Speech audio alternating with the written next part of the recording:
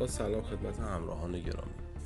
ویدیویی که براتون آماده کردیم نحوه آموزش اپراتور فورجین کار هستش که طی روزهای مختلف و ساعتهای مختلف آموزش هایی رو میبینه، از قبیل آموزش تئوری، عملی، نحوه تست وینگت های پر شده و نحوه تغییرات و نگهداری دستگاه هایی که در اختیارشون هست.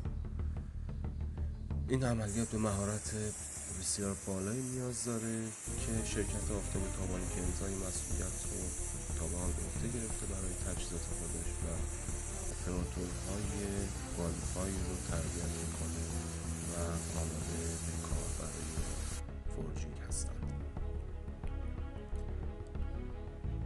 عملیات ما در اینجا تقریبا تموم میشه و بعد از اون تست های خمش در همین پروژه از اپراتور گرفته میشه که نحوه اتصالات بررسی بشه، معایب بررسی بشه و اپراتور بتونه که کاملا کوالیفای بشه که بعد از آموزش هایی که بهش داده میشه آزمون هایی هم گرفته میشه و پس از پاس شدن آزمون ها به اپراتور گواهینامه موقت اعطا میشه.